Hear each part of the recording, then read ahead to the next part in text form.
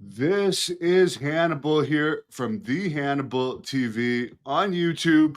Today I have a special guest, former wrestler, lover boy Matt Riviera, who is also known as an Arkansas state representative, Matt Duffield.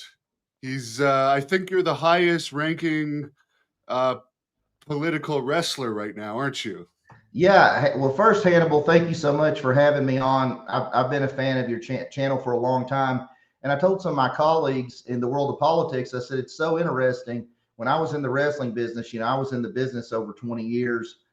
One of my goals was to be asked to come on your show as a wrestler. I just thought that would be really cool to have the relevance to be asked to come on. I think it's so interesting how things worked out. And now here I am out of wrestling and I'm now a politician and I was asked to be on Hannibal TV. So thanks for having me on.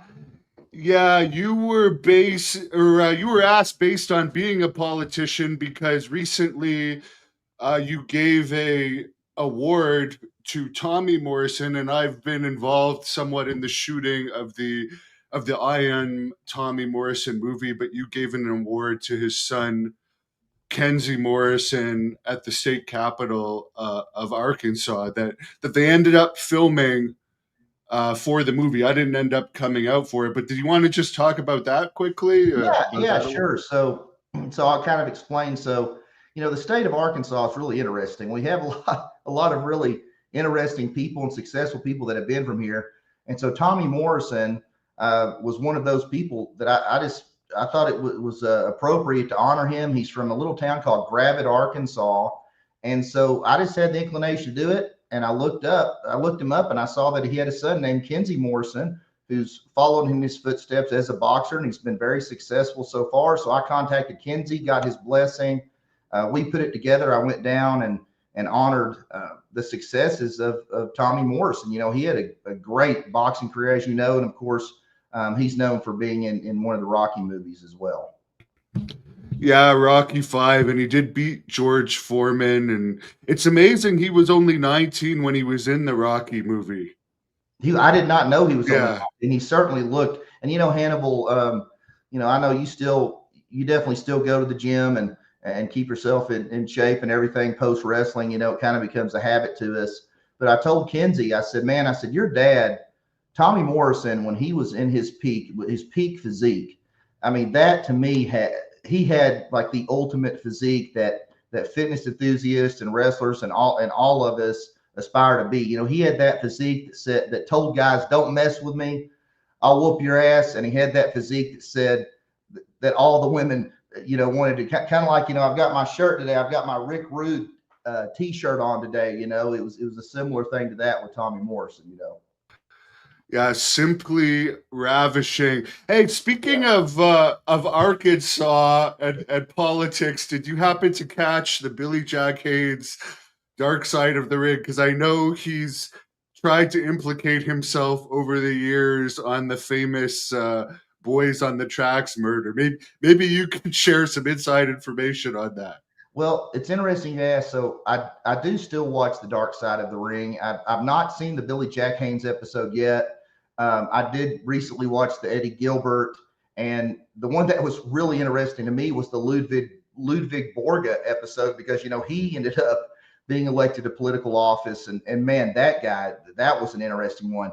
But no, I haven't seen the Billy Jack Haynes. But when he came to Arkansas and claimed to be a part of the Boys on the Tracks, I mean, Hannibal, I can't overstate the media attention that he got when he came here. I mean, pro wrestling is very much. We didn't have a full time territory here. Mid South Wrestling was predominantly the promotion in the state that they were known. But so when Billy Jack came, uh, most sports enthusiasts, even if they're not wrestling fans, know who he was. So when he came to town, he received a lot of publicity. Now, in regards to what he said on the Boys on the Tracks, and that's a topic that I studied. So my degree in college was broadcast journalism, and I fancy myself an independent journalist on things. So Arkansas, we've had some really interesting history here of things who have happened or may have happened. And when Billy Jack came and made some of those claims, to be honest, we'll never know the full truth of what happened.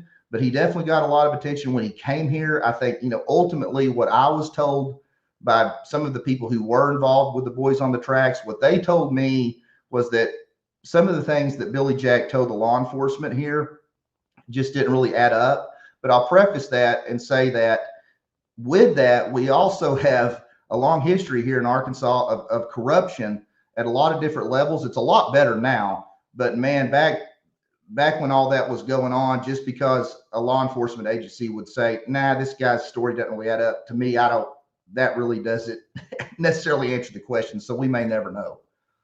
I did interview the private investigator on it that Billy put me in contact with.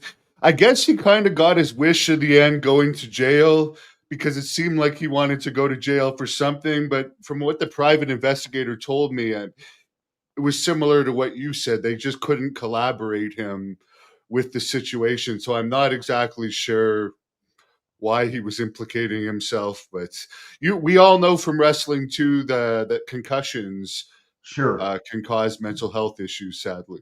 When Billy Jack, just from, and Hannibal, you knew him way more than I did. I may have met him once in passing at a convention or something, but he was one of those guys, the stories, because I watched the shoot interviews you did with him. I mean, I watched all of those because it was fast. He was a fascinating guy to listen to, and, he had all those stories about being sparring partners with those boxers when he was younger and all these things, what's true, what's not.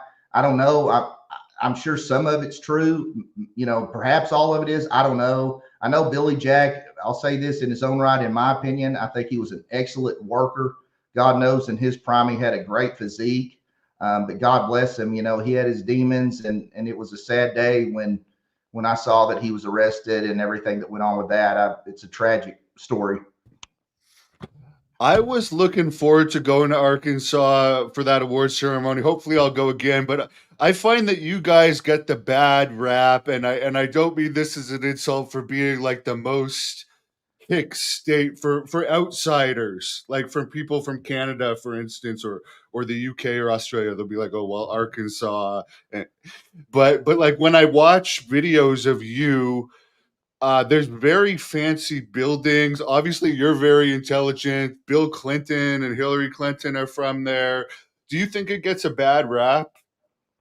I think it definitely can. I don't think it's as bad now as it once was. And, one of the reasons for that is, so Arkansas is a very eclectic place. And Northwest Arkansas is the home of Walmart. The founder is from there. And that's a company that, as you know, is international powerhouse. And that part of the state is growing exponentially. JB Hunt, other industries are there that are international. And so we have, Arkansas is really interesting. And you brought up Bill Clinton, and we know where that went. He was the governor and then he became president. And so we have a lot of hidden gems, here in Arkansas, going back to, me honoring Tommy and some other people. And we have just a lot of interesting stuff from here. But no, it's definitely, so just jump back a little bit. In my 20s, I was on a couple reality TV shows. And so I was like 26 and had a broke off engagement. And that was back when MySpace was around to date it. And so that was when all these VH1 shows were on, and Rock of Love and Flavor of Love and all that. And I told one of my buddies, I said, man, I want to see if I can get on one of those. And the first thing we talked about is, well, you say Arkansas, they're going to think I should wear overalls and, chew on a stick of hay and all that. So we came up with the tagline, Southern gentleman with a wild side. And I flew down to Miami and wore like one of those, I called them the Bret Michaels cowboy hat. I don't remember what they were called, but I flew down there and tried out. But that was I had to really brand it in a certain way, because if you just said, hey, I'm some guy from Arkansas, they would have done that. But I do think it's better than it was. And what show was that, if anyone wants to look you up? Yeah, sure. Well, it was on VH1. It was called Megan Wants a Millionaire. It was a really interesting thing, Hannibal. My friends and I joke that most stuff I get involved with, it ends up just being, I don't know, bizarre, odd, whatever word you want to use. So the show I was on, if you look up Megan Wants a Millionaire, it actually ended 3 episodes in. Which was the last episode I was on. And you see your picture there, Ryan Jenkins, who's up on the top, the dark-headed gentleman.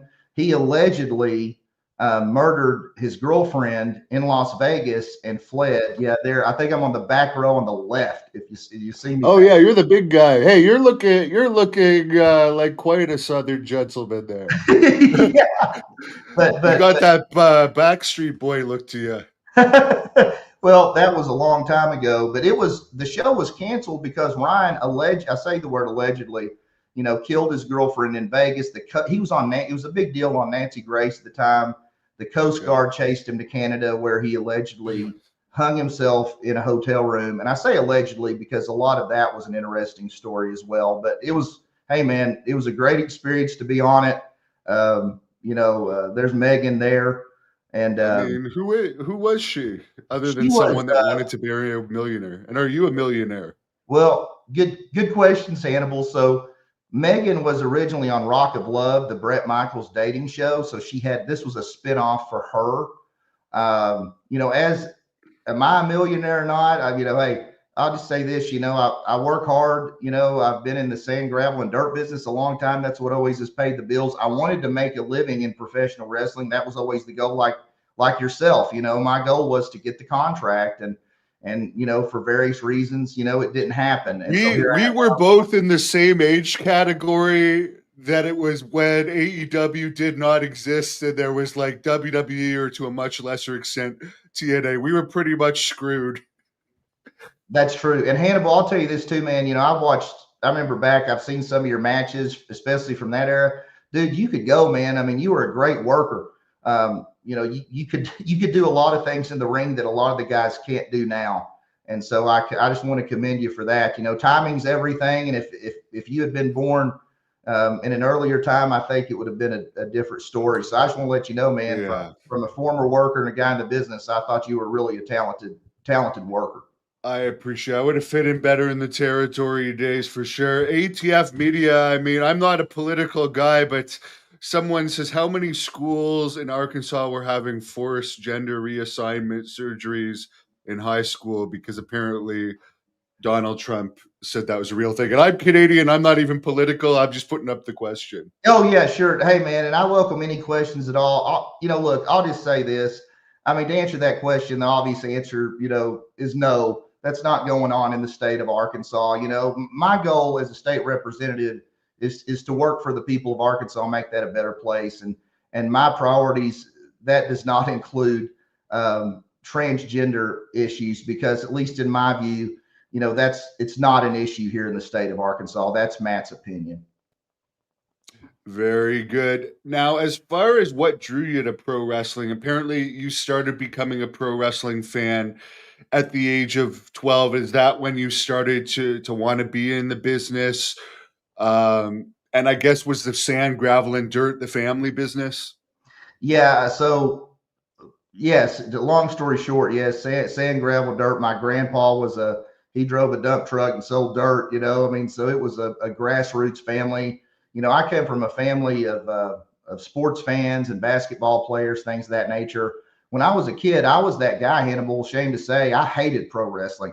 I was the guy watching the pay per views when my brothers, understood and appreciated. I was the guy saying the dreaded F word, about pro wrestling.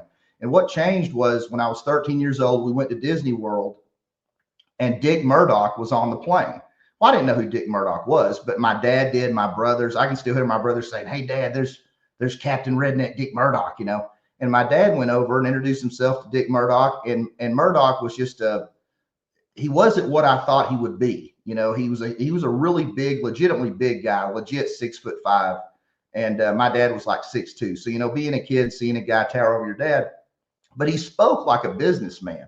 He was talking about business in Japan, and I didn't know a lot about wrestling. I remember asking him, well, what's the big boss man doing now? Because I knew he was as a kid, with his gimmick and theme music and everything. So long story short, we were on the plane, and he was a super nice guy to myself, and so that kind of got me interested. And I thought, maybe I'm the one missing something with pro wrestling because I knew it had been on TV since the inception, with boxing and the news and had been around. I thought, well, maybe I'm the guy that has it wrong. So that Saturday night, there was a syndicated show. I believe it was WCW Pro or Worldwide. And the first match I saw was Dirty Dick Slater and Buckhouse Buck with Colonel Robert Parker. I don't remember who they wrestled now, but I saw Dick Slater do a swinging neck breaker, and I saw Colonel Parker's gimmick, and Hannibal. Really, since that time, I mean, I was just completely hooked and obsessed on the business, and you know, that began my journey, I guess. Hey, just so I can tweet you the Twitter version of this, could you share your Twitter to this? I do not have a Oh, you Twitter, don't have Twitter. Hannibal, Okay. and it's in the world of politics. I've found it's not, at least the level I'm at, it's not advantageous to get into that world. I think ATF Media, who I'll give him a break because he's a Ron Garvin fan, he's really going after you today. Why did prices go down on January 20th? Like the Billy. And again, I like Trump as a WWE Hall of Famer. I'm just asking this for the fan.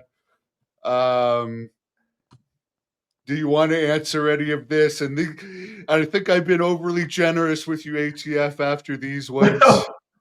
Well, look, I'll say this to again, I'm a state level politician, and so my job is to handle things at the state level. I really have no say in the federal government. I will say this in response to his question about prices. Look, man, there's no question that the prices of things are through the roof.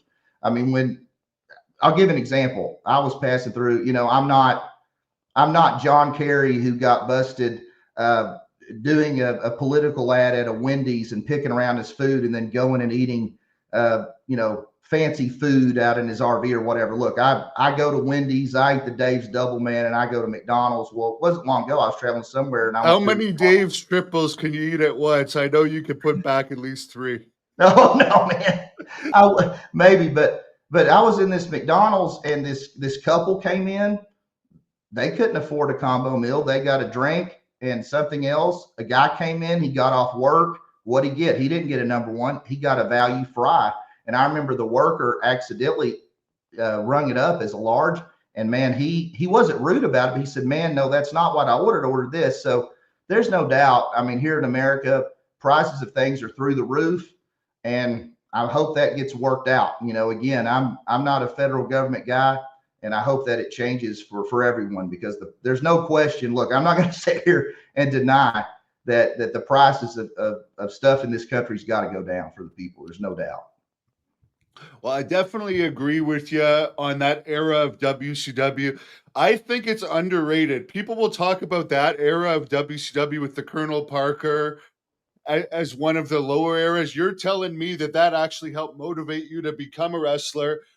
I actually like that early 90s era of WCW better than the early 90s era of WWE. That's just my personal opinion. So it's around this time you make the switch. Were you an athlete at all at this point? You looked like you were probably a football player.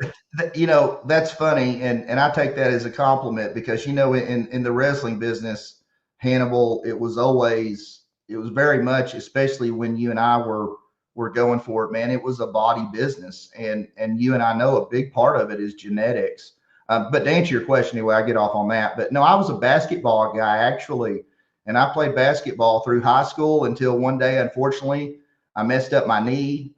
It was a dislocation, but it wasn't like a normal, just, hey, we'll push the knee over and do 30 days of rehab going, man. I mean, it was a real bad dislocation. They had to, stretcher me off the field.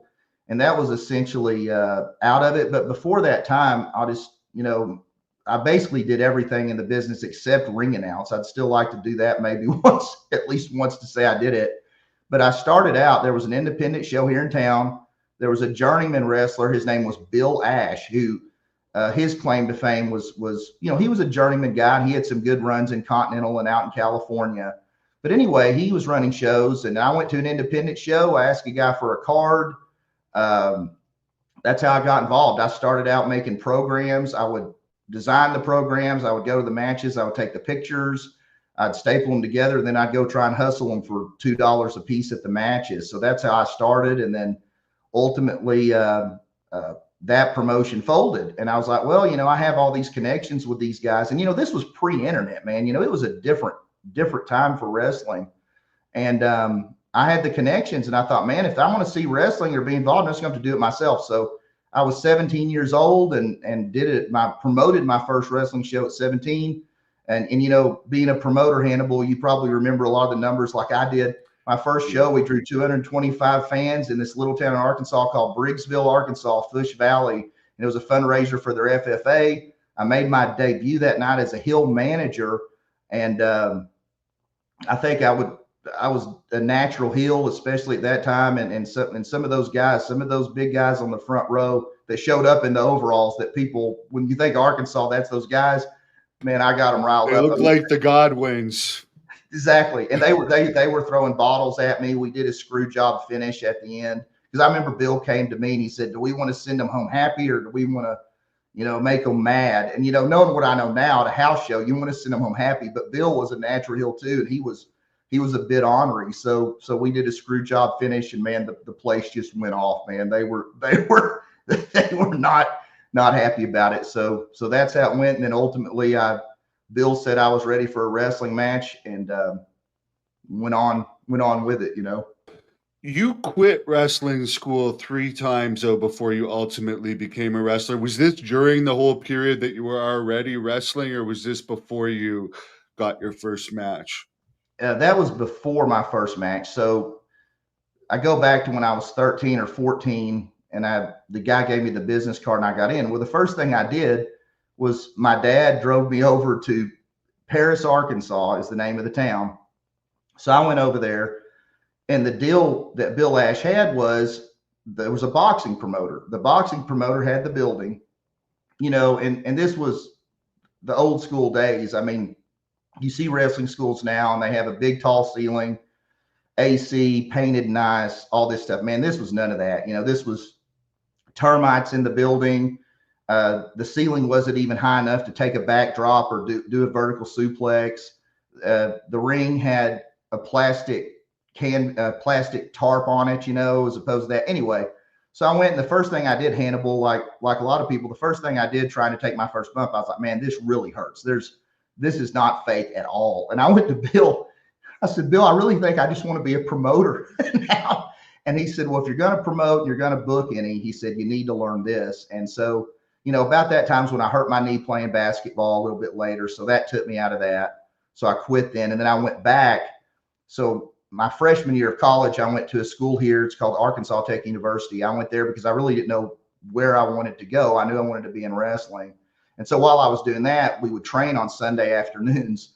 And so I would go to the wrestling school and train. And it was, I was a C average guy that year, but I was telling my parents I was going to the library to study, but I was actually driving an hour and a half to Paris, Arkansas to go train to be a wrestler. And I'd come back, and couldn't move my neck when my dad would try to talk to me if I was at the computer or whatever. So they knew what was going on. And they finally said, hey, we'll support you all the way with this. And we're behind you. But anyway, so that was the second time I went. And actually I quit that second time.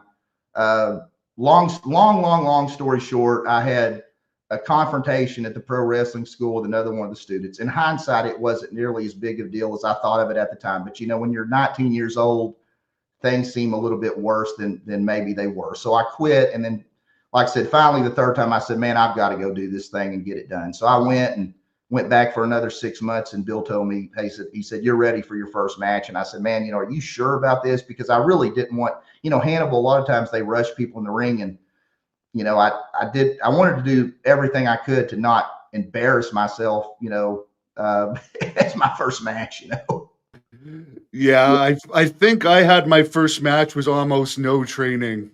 It was like by my 7th match that I'd finally been trained, because it was just a case of Stampede wrestling was really bad in those days. And it's like, who wants to wrestle? We don't have enough to pay wrestlers. Who wants to wrestle for free? So we would just basically get in there and get our ass beat. Well, and Hannibal, I know you were a very accomplished amateur wrestler, if I'm correct. Yeah. Right? I mean, you were a much better athlete than I was. So you could get in there. And I had at that time in Arkansas, we didn't even have amateur wrestling at all. So yeah, and I've heard that you have a program now, right? The State University doesn't have a program for amateur wrestling. Amateur wrestling is all over the state of Arkansas now. It's a big deal. And we have men and women's divisions, and it's a really big deal, and I'm glad to see it, man. It's a great sport. So what was the hardest part about wrestling school other than your heat with the other wrestler? Was there Was there one thing that you were having a hard time picking up, or one thing that was just so painful you're like, "Oh, I don't know if I wanna do this?" Well, I guess I'll start with what I was good at, and or at least what I felt more comfortable with. I don't want to say I was ever great at it, but all the chain wrestling sequences, all that kind of stuff, because I would go home and work on that stuff and get it in my mind. So things of that nature I was okay at. But man, Hannibal, I was not a gymnast. Okay. My mom took me to gymnastics one time when I was a kid. I fell off the balance beam and I cried until she came pick me up. So when I went to res school the first time, and the school we went to, and in at least in my experience, the old school training, we didn't do the rolls like a lot of schools do now. We did what we called tuck and fall bumps, is what Bill called them, and that's where you just stand there and you jump in there, you do a flip, land on your back. And when I saw those guys doing that, I was like, oh man, like it's like the biggest mountain in the world for me to try to climb, to do a flip in any fashion. And we did the deal, Hannibal, I don't know if it's the same way for you, but at the rest of schools, a guy gets on all fours, you get to where you can flip over him and not kill yourself. And then eventually you get to where you can take hip tosses, snap mares, things of that nature, and just do them over and over again. And once I got to where I could do that, it's just a mental thing. You know how that was, Hannibal. It was certain guys could certainly jump higher. Yeah. With me, it was the arm drags, because it's like you have to trust that the guy is going to move, and you kind of like throw yourself, and like you have that mental. No, it's so mental, but that was the hardest thing for me. But once I could stand in one spot, jump, do a flip, and land on my back and not injure myself, that was the hardest part for me. That road that I would drive to go to the wrestling school, Hannibal, I'm not on it much anymore. It's Highway 22. Every time I get on that road, my stomach still hurts because I think, man, I'm going to have to jump in there, do a flip, land on my back. So that was the hardest thing for me, was anything remotely like a gymnast I couldn't do, which is a big reason why I'm glad I got out of it when I did, because as you know now, if you're not a gymnast, Yeah, especially in like New Japan, you got to be a gymnast. I wish they would go back to the Bruiser Brody and the Stan Hansen, because yes, they say okay, they're better athletes now, but I don't want to watch gymnasts. I want to watch football or amateur wrestling. I've never been interested in Olympic gymnastics. I wish they would go back to more of the ass kickers, and there are some, but the gymnasts kind of have it easier than us these days, whereas the previous generation, we would have had the advantage. Sure. Well, yeah, and our generation was definitely about size, and Hannibal, you're a naturally larger guy, and I'm legitimately 6'1". Now I'm 275. Back then I was 220 and looked like With traps comparable to Brock Lesnar, I got to tell you, your traps are I appreciate that, man. I'll tell you, Hannibal, if you look at my old wrestling pictures, when I started, and I don't mean this to knock on him at all. Look, I've loved your interviews with Sam Houston and love his stories. But I used to joke with my guys. I said, man, I look like I'm working out like Kurt Angle, and I look like Sam Houston off the sauce. You know what I mean? And so it certainly wasn't from lack of effort, but it was a different time too, Hannibal. Back then, when I was in my early 20s, what knowledge did we have about how to eat and what to do? It was the fitness magazines. And what did they say? Eat 6 small meals a day. Some of it was, well, here's it, eat a half a cup of cottage cheese and do all that. And, I needed calorie dense foods, and I needed to get the calories in to grow. And, it was after I ran for political office when I finally started. Well, I guess towards the end of my career, I got up to about 260. And with my frame, until I got to 260, I didn't look big at all. I mean, when I was 225, I looked like I was 180 pounds, my frame. And I remember Bill Ash telling me when I was in wrestling school back, 15 years old, I remember he looked at me, he said, you can carry 260 pounds easy. And I said, man, I just thought he was crazy. Well, he was right. I mean, because when I wrestled, when I was 260, I felt like I was much lighter on my feet. Once I got to 280-ish, the most I got up to was 301, which I had the one because I really worked hard to hit it. because I wanted to just go through the process, see what it was like. It was a miserable process. I mean, trying to eat, I was trying to eat 4,400 calories a day, which doesn't sound like that much on paper, but man, Hannibal, once you get to that last meal and you say, man, I got to eat 2,000 calories. I'm going to go to Chili's and eat a molten cake, whatever the hell to get it down. It was a miserable process, and my health wasn't, my blood pressure was high and everything else, but I wanted the process. And, I was really trying to bench press as much as I could just because I enjoyed it. I'm not a competitive lifter, probably never, well, I never will be with what these numbers these guys are throwing up now. Yeah, I know. And all the gimmicks that they use. I mean, some of them wear these body suits, and it's like, why even count that if you have to wear these bench press suits? Yeah, I've always been a big fan of raw strength. I think you have been too. You look at the old strongman videos, I'm a huge mark for Ken Patera, back with his work and everything. And I've really enjoyed your shoot interviews. You should get him honored in the Arkansas Hall of Fame somehow, because they're not going to put him in until he dies. I know he's too outspoken. Well, get him in there somehow. So check this out too. I'll give you a quick Ken Patera. This is another one of my quote odd stories, right? Ken Patera, when he got out of wrestling, he worked for a company and sold sand screens for sand plants for the heavy equipment construction business, which is what I'm in. So we actually bought screens for our sand plants from the company that Ken Patera worked at until he retired. How crazy is that? So that's pretty damn cool. I love Ken. He's like a grandfather type figure, like the bad grandfather. Hannibal, did you ever try and do the swinging full Nelson like him? Do you ever attempt it? No, but that would be a good thing to bring back. Oh, I tried it, and man, no, I was never hoss enough to do it. And just what little bit I tried, I mean, I haven't seen really anybody do it since then that I can think of. But because Chris Masters never did it. He never did the swinging version, to my remembrance. To do the swing, Hannibal, I mean, you've got to be a hoss. I mean, you've got to be really exceptionally strong to do it. But no, there's not many moves I didn't try at some point. So as far as your match with Jerry Lawler, that was in I don't know what venue it was in, but you're in a big arena, you're in a cage match, and you're against probably I would say you're the most famous wrestler from that territory in the history of like Memphis wrestling / Arkansas wrestling. What was that night like for you, and how did that match come about?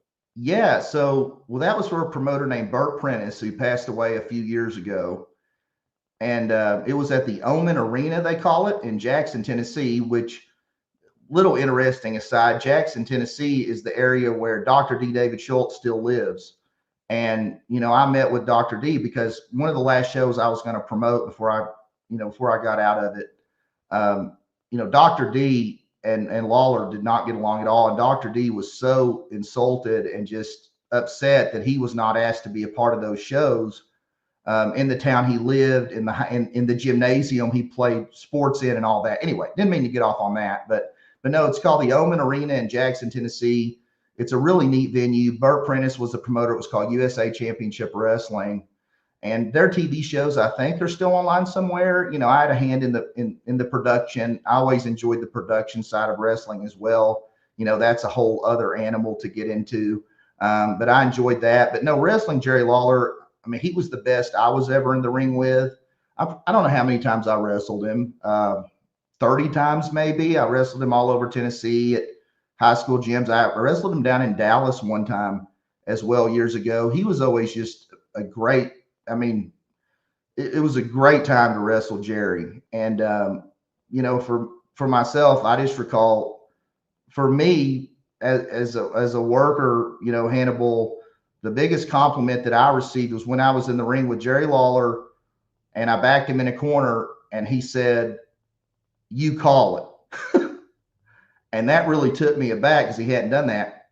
So then I called, the rest of the match. But to have Jerry Lawler tell me to call the match at a certain point, and I don't care what era Jerry Lawler that was. I mean, I know that was in the last few years of him wrestling, but I took that as a huge compliment. But it was always a night off. And Hannibal, I wish you could have seen some of the matches we had in some of those Tennessee towns. We did Tennessee has all these different spots that really worked well there that, may not work as well in Dallas, back in the territory days. And even now, I think it's still the different areas I wrestled in. I tried to work the style that was over in that territory, because what worked in Tennessee, probably is not going to work in Dallas or work in California.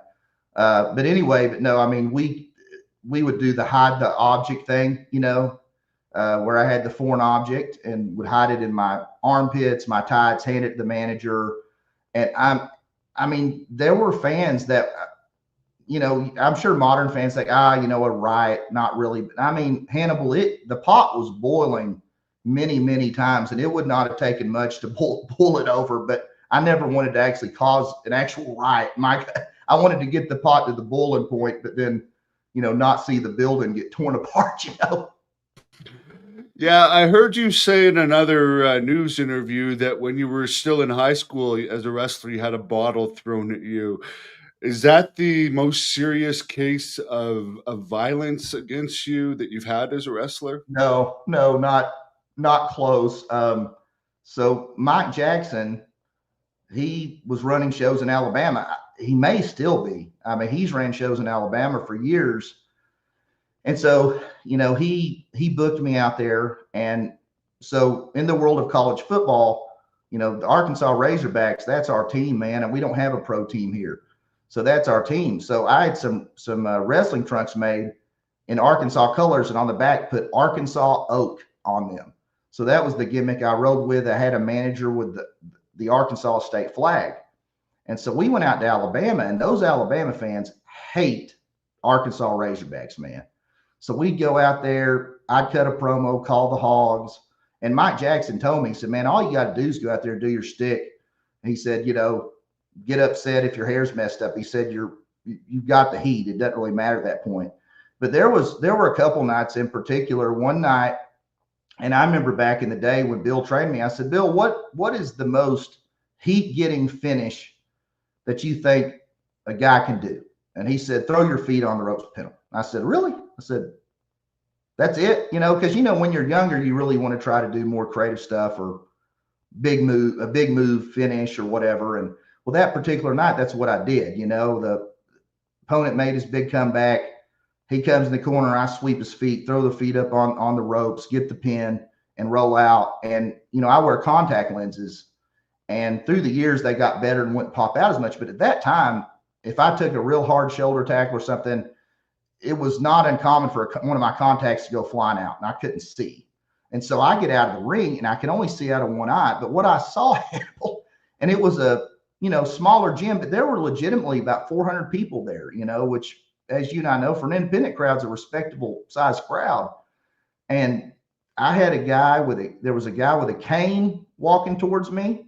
There was a guy in a wheelchair coming at me, and somebody else I couldn't see. And I was using some choice words with the ref because he came down and raised my hand. I said, you got to get me out of here because I can't see. And I guess the referee didn't know where the locker room was. So instead of taking me to the locker room, he took me to the concession stand.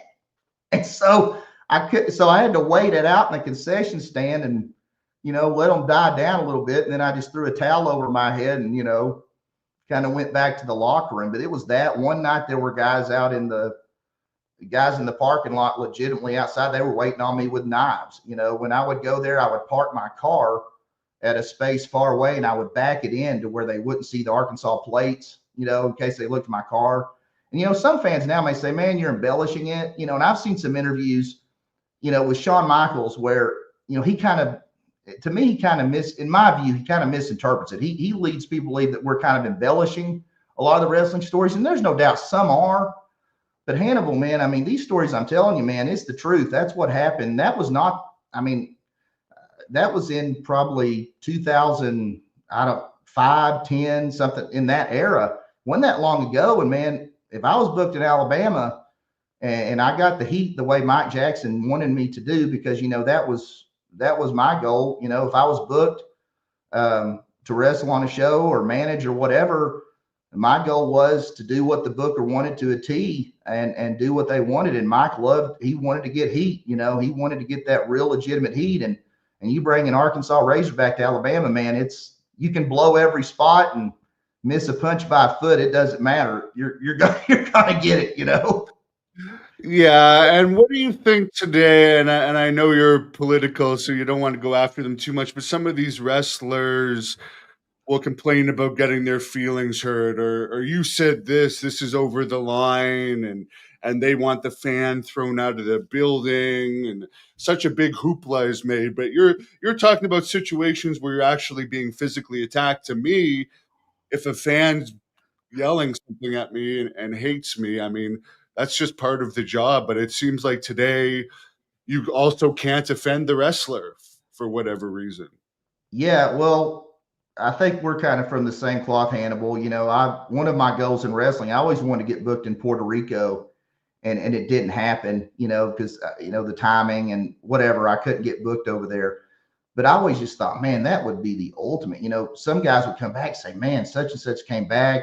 They got scared. They were throwing stuff at him. I was like, man, like get me booked over there, man. Spend the day on the beach and go to the gym and, you know, attracted women in Puerto Rico everywhere and go and get that kind of heat. I said, man, that'd be awesome. And I didn't actually get to do it. So I can only, you know, say what I think my experience would have been like.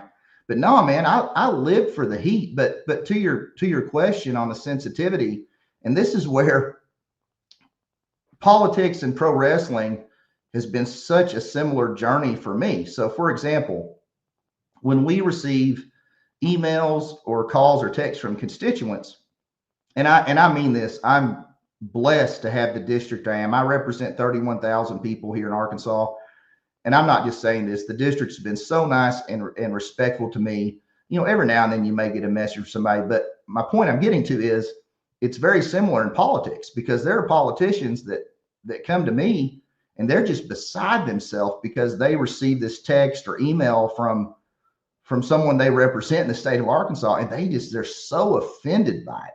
And I read it and I'm like, you know, that doesn't bother me. And I've encouraged constituents and taxpayers of the state of Arkansas. I said, look, man, hold our feet to the fire. We're your employee. Say what's on your mind. Get involved. That makes for better government, you know. So it's kind of the same way there. But back to your question on wrestling, this is just my view. And, you know, I watch an AEW episode every 6 months if I'm traveling and I see it on. And apparently they have, you know, good television coverage because it's on about every hotel room I'm in on a weekend. And I'll watch it. And I've watched some WWE stuff still. To me, it's just my view. Braun Breaker's the man to me. I mean, that's the guy. We all play fantasy football with booking. In my view, they should have put the rocket pack on him. He should have had the Goldberg push. They should not have jobbed him to Zayn, in my opinion. Totally like, agree. He'll get over it, but it was a kink in his armor that he did not need. Totally agree. But to me, Hannibal, you know, I wanted to be in the pro wrestling business. The first, you know, large scale live event I went to was WCW at Barton Coliseum, and it was Flair against Luger. And I remember there was just shy of a sellout, you know, and the Barton Coliseum was about 8,000 for wrestling. So we'll say there was 7,500 there. And Flair took, and I remember I counted them, he took 7 overhead press slams from Luger. And every time he took that slam, there were flash bulbs, you know, all over the arena. And, you know, my dad went, my brothers went, and my brother's friends went. They would bring their girlfriends. And I still remember one of my brother's friends' girlfriends was standing up in her chair looking at Flair after they did the spot, you know, Hannibal, where Flair's bare behind is exposed and Luger's press slamming him with that. And this girl was looking at him. And the way she looked at Ric Flair, I saw Flair and I said, that's the guy I want to be. And to be that guy, I'm going to have to learn how to tan and I'm going to have to love to lift weights. and that was, you know, because Flair didn't have a horrible physique at all in my estimation, but you put anybody against Luger who had just an unbelievable physique. But anyway, you know, I saw that and I said, you know, that's the guy I want to be. I want to be the guy who, you know, the men want to be and the women want to be with. And that was the goal as a teenage guy to get into wrestling. I thought that would beat working a normal job, you know? And the one thing I'll warn young wrestlers about, because it just came out last week since you mentioned it, Flair now has skin cancer, apparently, according to Conrad Thompson from tanning. And I know you did a podcast that where steroids in wrestling got controversial, but it's like tanning is something that gets overlooked a lot.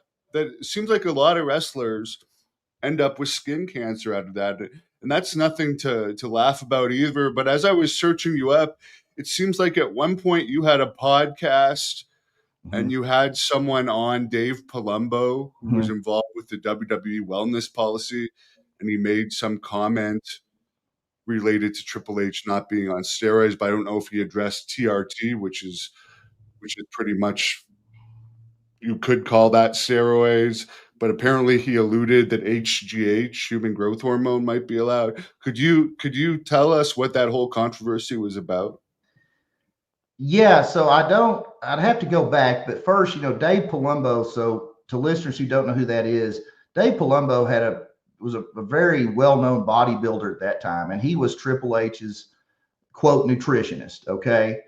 And so I knew Dave because I've been friends. You know how it is in wrestling, Hannibal. You get to know guys in the fitness and in bodybuilding world as well at times. And I don't recall exactly how it came about, but Dave came on the show, and he was just very much, loose with the language when it came to that stuff. And me being, as a journalist, I just started asking him the questions, and I don't recall all of it, but I know when we released it, after we released that, he was no longer Triple H's nutritionist, or they announced he wasn't, because he was the guy that would put together the nutrition plans for Triple H before Triple H would get dialed in for Mania, and it was not an intentional thing at all. But man, when that came out, it got some press, I recall.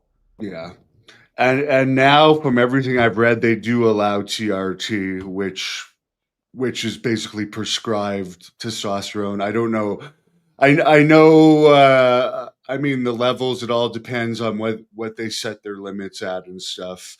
But for a while, ever since Brock Lesnar failed that UFC test, we knew that there was discrepancies with the testing and what type of contract they have. But now it seems it's just like when WCW was around, it seemed WWE kind of dropped their testing, and it seems with AEW around again, it might be less strict. Just by me as a bodybuilder myself and weightlifter myself, looking at how some of the physiques have changed Mhm. over the past few years, it seems like there's a lot more jacked guys than there was.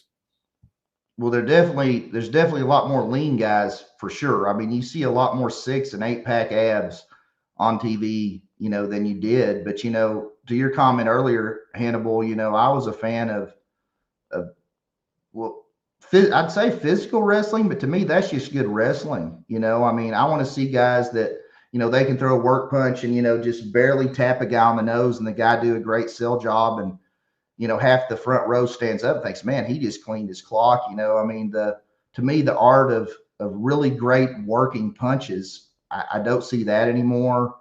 And very few matches, at least that I've seen, start with a lockup and go into some good chain wrestling before you start running the spots. And just my opinion of what I see now, what's disappointing to me is there's no question that most of these guys are athletic enough to do, I mean, anything. I mean, stuff I struggled with and couldn't incorporate in matches, these guys could do with their eyes closed.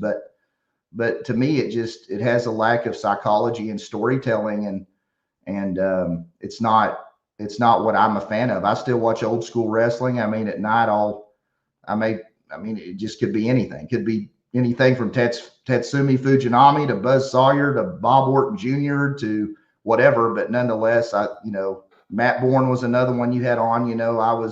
I was friends with Matt before he passed. I thought he Oh, do you was. have any stories you could share about Matt? He's a very popular subject on this channel. I do. So when I was running my company, Traditional Championship Wrestling, Matt Bourne was living down in Texas. Well, I was friends with a promoter there, and he said, "Hey, Matt's looking for work and this and that." So long story short, we had a show booked, and we had Jay Lethal booked on it. And also I was still am good friends with Bruno Lawler, downtown Bruno, Harvey Wippleman, whatever you want to call him, who's actually in politics as well down in Walls, Mississippi. He's actually on the quorum court down there. So we still talk. He's one of the few guys in the business, along with like Bushwhacker Luke. I still talk to him. So, I still talk to those guys. But so Bruno was on the card.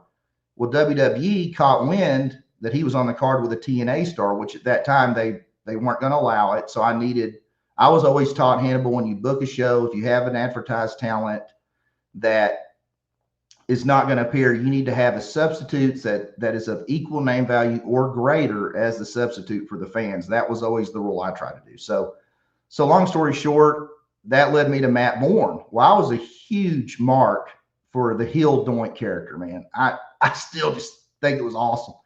And so I asked him, I said, can you come do the heel Doink? Well, he had been out of the business, so he didn't have the wig. He didn't have the stuff. And I said, man, let me see what I can put together. So I actually got the green wig, had it sewn onto a white mask. I actually ordered these giant clown shoes online, which were these really heavy clown shoes. And Matt came in and I showed him the shoes. I said, I don't know if you want to work in these, but I thought they'd be good for a photo shoot. He said, oh yeah, I'd work in those, And so he worked the match. And I said, hey, can you go over with the whoopee cushion? He said, do you have this on tape somewhere? Yeah, I do. And he came out and he wrestled in these clown shoes. And man, he just tore the house down. He went up, he could still come off the top rope. He did. I don't know if he did it working everybody or not, but he looked like he was about to fall off the top rope to the floor. But he executed the whoopee cushion. And so Matt, I'll get to my story. So Matt worked for me for, we'll say 6 months. I don't know. And Matt was very akin to Buddy Landell, and I was friends with Buddy, and Buddy worked with me, and I traveled with Buddy for a while. And to me, they were so similar. They were unbelievably talented, but once they got back on the road, even if it was just a few times a month on independent wrestling, that led them back to alcohol, other things, and women they had not seen in a long time. So Matt came in, and we had a deal in Fort Smith, Arkansas. We had to deal with a casino there, and they gave us free rooms for the guys, right, Hannibal? So you know that how much those hotel rooms can add up if you don't have them comped. So Matt had one of his, friends from the past with him, and I wake up that next morning, and a guy was working for me named King Shane Williams, who was a great worker, independent guy. He calls me, says, man, Matt got arrested. And I'm thinking like, you're ribbing me. I was, whatever. He said, no, man, I'm serious. He said, Matt's in jail. I said, okay. So we go to the show. I start rewriting. This is when we're doing the TV. So we would take 3 or 4 shows a month at a time. So I'm writing. We actually called him Boink the Clown to keep from any issues with WWE. So we changed the D to a B, for whether that's cool or not. And so anyway, the call time, whatever the call time was, I don't remember. And I'm looking at the clock. Here it comes. In walks Matt. Like how he got out of jail, I don't know. And so I looked at Matt. I handed him his envelope. I said, brother, here you go. I appreciate all you've done, but you're going to have to go away for a while, man. We can't have that. And so Matt left. So I guess I left out why he got arrested. So what happened is one of my guys gave him a bottle of Crown Royal as a gift. Horrible idea. And in hindsight, if I could have stopped it, I would have. But long story short, he allegedly drugged this woman down the hallway by the hair of the head through the hall of this hotel casino. And this woman's screaming that he's trying to kill her and all this stuff. The cops come. They arrest Matt. The next morning, I assume the woman may have been drinking too. She's like, man, this was a mistake. We're okay now. I don't want to press charges, that kind of thing. And ultimately that. And then Matt didn't speak to me for a long time. But what was interesting, Hannibal, 2 weeks before he died, he contacted me and apologized and buried the hatchet. And Buddy Landell, actually, I won't get into all that, but same thing. You got to give us a Buddy Landell story. Okay, let me think, because there's man. Yeah. Okay, well, it sounds like you might have to come back for a podcast just on Buddy Landell. I was on the road with him for a while, and I was driving his Mercedes around, to conventions. And How did he own a Mercedes? How did he afford this? well, it was an older model Mercedes, Hannibal, so it was not a brand new Mercedes. But Buddy was so talented and so charismatic and well spoken. And he, bless his heart, he had his demons. And to say, it was so interesting. 2 weeks before he passed, he called and apologized to me for our situation. And I hated it. I loved the guy. I thought there was no two guys more talented than Matt Warner and Landell, but God bless them. They just had their issues. So hopefully they're in a better place now. Is what I hope for. Another guy with issues that I've seen you wrestle. We don't get along. It's probably a guy I'd like to have a shoot with. Is Buff Bagwell? Could you share some of your experiences with him?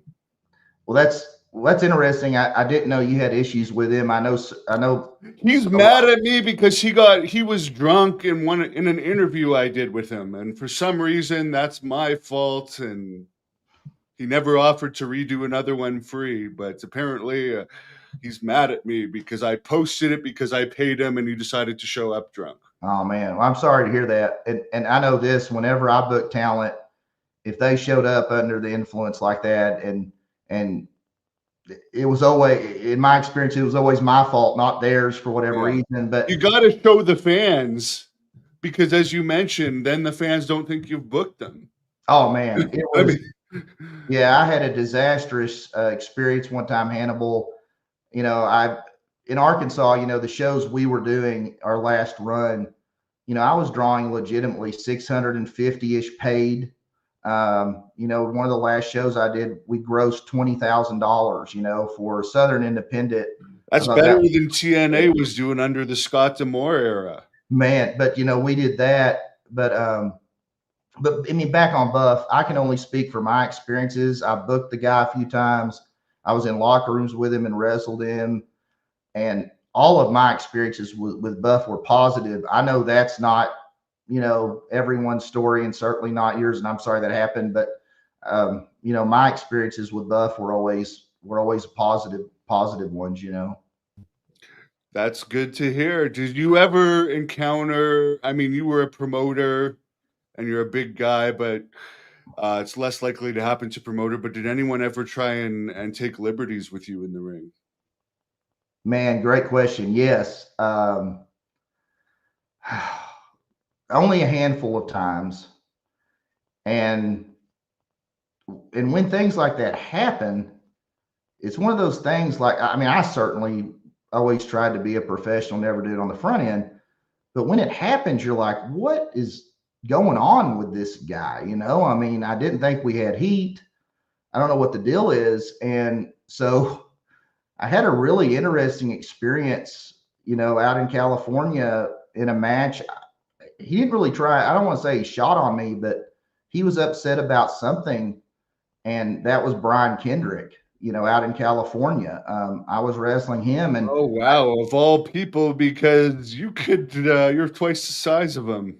Well, I appreciate that compliment, but I'd wrestled him out there for a promoter named Billy Blade, great guy out there, and we finished the match, and I told my friends, I said, man, if I could work this guy, I'd work him every day of the week. I mean, it was great. And then the next time I wrestled him, he just seemed distant. I mean, he didn't really want to talk about the match. And look, I had no heat with Brian. I don't have any, doesn't matter. It's in the past, but it wasn't the same Brian that I had wrestled. It was like I went from having a match I'd want to have every day of the week. And man, he's a talented guy too. But when we started working, he just didn't really want to work. And then finally, after a few minutes, he did. And there was no issue after the match per se. That was one. Another time, there was an independent guy in Texas that apparently had some substance abuse problems, and we were in a tag match, and he tried something, and I just sprawled out on him and locked him down, and then went right back into the that's the ones that I recall. But it, as you know, Hannibal, it wasn't as common as people think. And with your background, man, you could have. I mean, I didn't have the amateur background you did, but at Bill Ash's school, we did a lot of shoot wrestling. Bill was big on that, and I hated doing it as a teenager. I mean, I had no amateur background, but he taught us enough to hopefully handle ourselves, when we were in there, So, but that was it. But never anything major. It's definitely helpful to know if you run across those situations, which are rare, but they do happen. I mean, you read about them still happening in the news from time to time, even in the major. What happened with Thunder Rosa not too long ago in AEW? I'm not sure if you saw that, but there was a bit of a miscommunication, I guess. Yeah, no, I still keep up. I don't. I finally broke the habit of going to Meltzer's site every day and just reading the headlines or glancing through. And it was Did AEW not just cancel a show there not too long ago, or am I getting it confused? I'm not 100% sure about that, Hannibal. I do know another interesting Arkansas thing. I just read an article a few days ago that a guy from Arkansas is now in charge of, I believe, their live event touring schedule or something of that nature. So that got some ink in Arkansas. I just thought that was interesting that a guy in Arkansas is now working full time for AEW in their touring. Like I said, Arkansas, it's always get yourself in there. Get yourself in there in a match. No, I'll put you over. I'll put you over next time AEW comes to town. Animal, I don't know. It'd be, God bless them for keep going. But man, if I wrestle now, I think Dory Funk Jr. could work around me. Man, it's been a long. I still love to lift weights, but man, I don't even know if I could touch my toes anymore. I'm certainly not in ring condition at all. What's your chain there? I mean, you got quite a look going. Yeah, so this is. You're pimping it up. Politician, so this is a chain I had made. So this is where the wrestling business crosses over. So it's the state of Arkansas with my initials, and 53 is my state rep district number. So this is something I wear to events and everything, So it's, fans elected me to be who I am. I think as a politician, you need to be who you are, and wrestling was a big part of my life, and I'm still somewhat of an entertainer, and politics doesn't have to be boring. I mean, we're handling serious business, but I think we can have fun with it. And I think that the more fun we have, the more people will get out and vote. And that's my deal. I'm for the will of the people. It's like I tell people here, I'm going to work for the people as long as they want me to work for them. If they decide they don't want me to anymore, then I'll go about my business in other ways. But again, a lot of similarities, and I enjoy working for the fans, Hannibal. There's, running a political campaign is very similar to promoting an event. You put your plan together to get people at a certain place at a certain time on a certain date, and rivals ripping down advertising too. It's all of it. It's just, instead of selling tickets, your goal is to get them to vote for you. That's the whole deal. And I found it, because I always loved promoting wrestling. I always enjoyed that part of it. I guess I wasn't right. It's addictive. But I was gonna ask you, since we also cover UFOs and stuff, I haven't heard that much about UAP activity in Arkansas. But now that we have like Anna Paulina Luna's group with Tim Burchett and Marco Rubio and all that, helping disclose some UAP information that has previously been a no-no to talk about on those levels. What's your stance on the whole unidentified anomalous phenomenon and the drone situation that occurred last December? And have you seen it happening much in Arkansas? No, I have not. And Hannibal, I know you've done a lot of coverage on it. If you get a chance when we get done, if you'd send me a link to some of that stuff, I'd love to watch it. I watch documentaries on all the time, and I always tell people, I'll tell you what I know for sure, what I think I know, and what I don't know. And when it comes to the world of UFOs, I don't know a lot. I will say this: at one time, I went into I guess a research project, if you will, like you do with Area 51. And man, you go down the rabbit hole of Area 51, it's it's interesting. You have this area where, no one's allowed to go. If you go within a certain distance of it, allegedly they're going to shoot you, if you get Yeah, near I them. was there a couple months ago, and I followed the rules, of course. I love the United States. I don't want to get booted out, but the trucks were there watching me, and it stated very clearly that you are going to get arrested if you cross the line. Well, I think it's great that you're researching it. And I tell people all the time, you know, we have the internet now. We have all these sources of information, some true, some not, that we didn't have. But I encourage everyone, look, form your own opinions, get out and research it. And, Hannibal, a lot of times, as they say, the truth can be stranger than fiction. And that's that. Yeah, and it's going to be interesting because Donald Trump put out a video earlier this week saying he was going to have a major announcement soon, and some people are wondering if it has something to do with disclosure, because he said it's something that people have been wanting to know for a while, and some people are going to be very surprised by it, and he's looking forward to getting it out. So I won't get my hopes up too much, but that's a domain that I follow. But I appreciate you coming on. Where can everyone follow you if they want to stay up to date with everything happening? Your matches are still airing from your company, by the way, in Arkansas, for our Arkansas fans watching. Yeah. So it was TCW Wrestling, Traditional Championship Wrestling was the brand. We filmed, I don't recall the exact number, 90 something 1 hour HD episodes. Nelson Swegler, who was the president of WWE Television up until I believe 94, long story short, Hannibal, but he came in to work for me for a while and essentially taught me how to take our production to another level, because we had our own equipment and we're doing our own independent thing. But at our peak, I think we were in Do close you to. own your footage, or does the TV station own the footage? No, I own all of our footage. And a little interesting thing. So we had an international distribution deal with a company up in Toronto, Canada, called Octopix Live. Well, they were distributing our content, and we would look at our analytics of our site and see that we had X views from, so I think one was Italy. I don't remember all the countries. And I would call and leave a voicemail. Hey, this is Matt, TCW. Are we on in Italy? Wherever. Well, they wouldn't call me back. And then 3 days later, I'd magically have a check in the mail. So that's kind of how that process went. But it was income that we wouldn't have otherwise.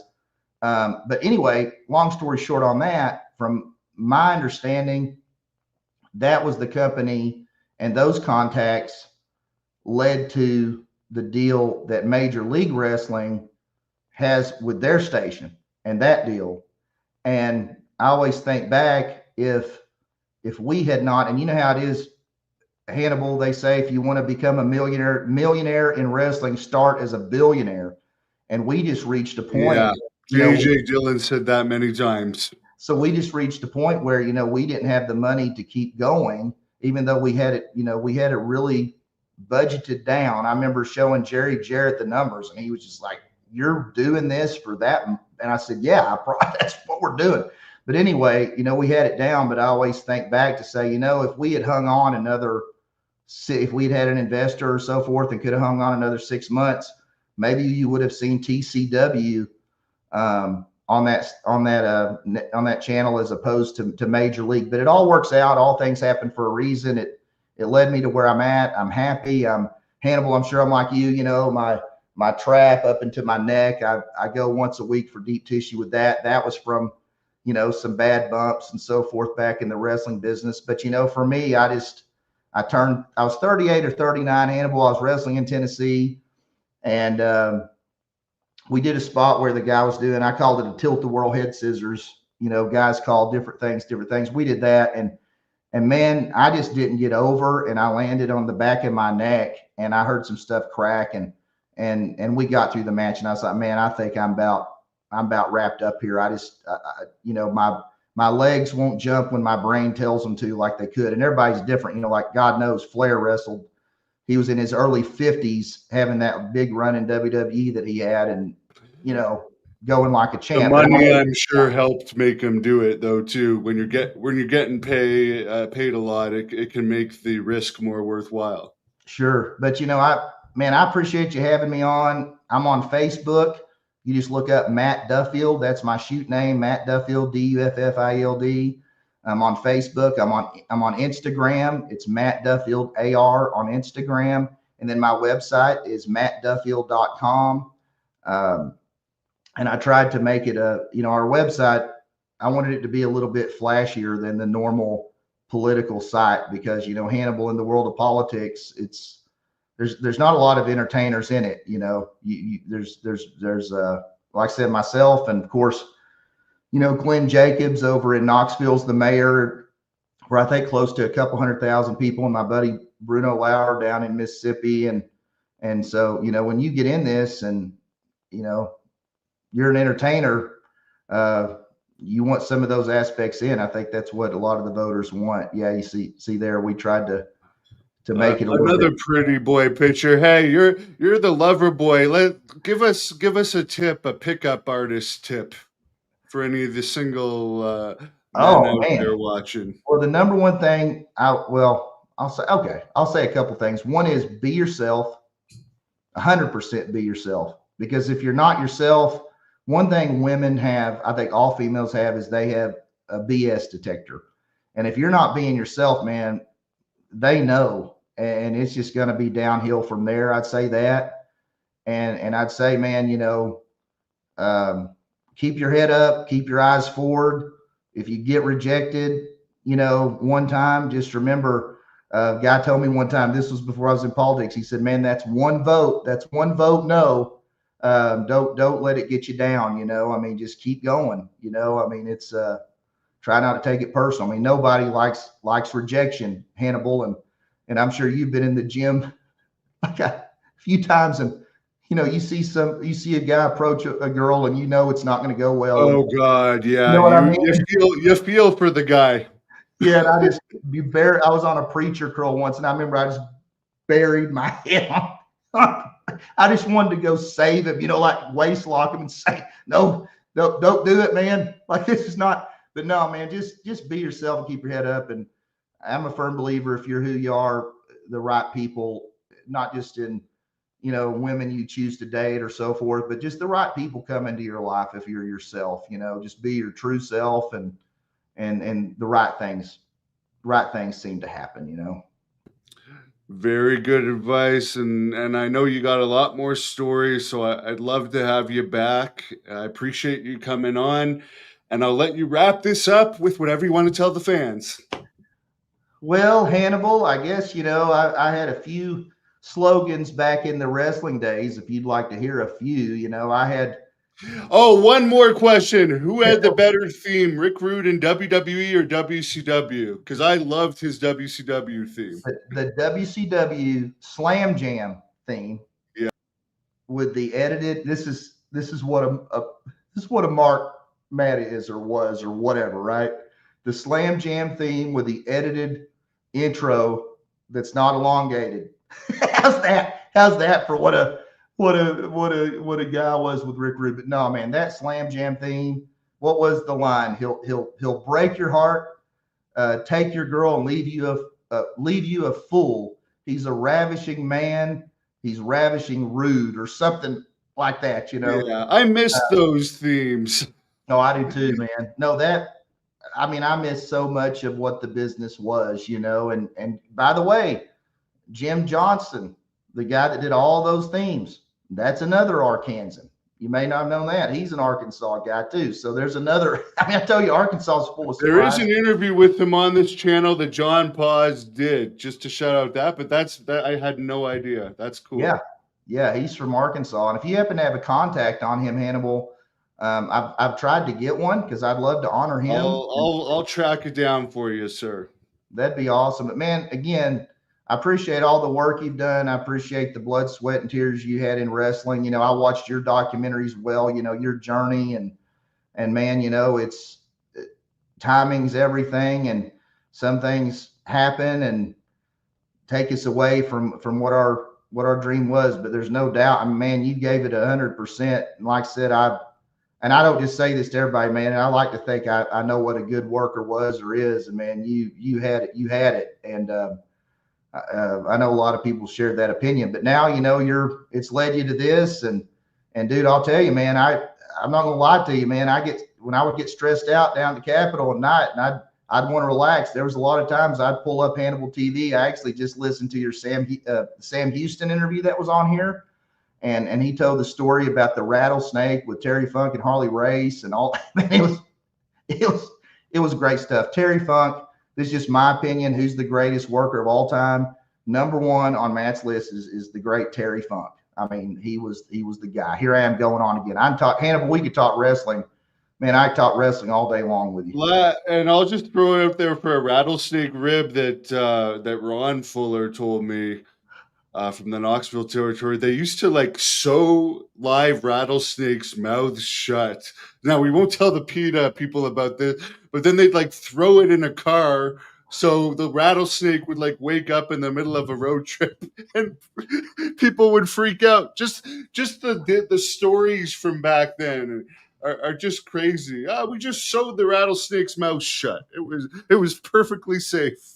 And those ribs back then, Hannibal, and I play a few ribs on my colleagues in the House of Representatives every now and then, and I have to really be careful. I'm like, man, don't push these ribs too far. This is not the wrestling business. You know what I mean? Because, we had some hellacious ribs. I did bring one of my robes down to the Capitol one day because people were really getting stressed out. And I said, man, we need to break the tension. And so, I had way, way too many wrestling robes for the career I had, but I actually met a woman named Karen McDaniel, who was Wahoo McDaniel's widow, who I'd found out made a lot of Ric Flair's robes. I always thought it was Olivia Walker made them. Well, Karen McDaniel made a lot too. So I ran into her at this convention. I said, hey, can you make me one of those robes? She said, sure. So that led to her making me several robes. So one day at the Capitol, I showed up with one of my robes on. So we still bring it in. A lot of, dude, pro wrestling, like I said, it's in the DNA of Arkansas. Most politicians here, have an appreciation for what pro wrestling was and were fans. And, Mid-South wrestling was most of the state, but you get into the East part, it was Memphis, it was Lawler, Valiant. That's who those guys talk about. And then the rest, of course, it was, man, JYD, DiBiase, and they all know who Cowboy Bill Watts was, So I'm thankful there's an appreciation for what I did, Amazing. Well, close us off with a wrestling style promo. Oh man. Well, Hannibal, I'll say this. It's been a good 60 minutes, but it's not going to be near as good as the 60 minutes that a young lady's going to have tonight, or actually an older lady. Matt Riviera has been known to like the older ladies too. You got to appreciate them as well. And I'll say this, when the night is done, and the dust settles, well, hopefully it's not too much dust, they're going to know one thing, that once you go Matt, you never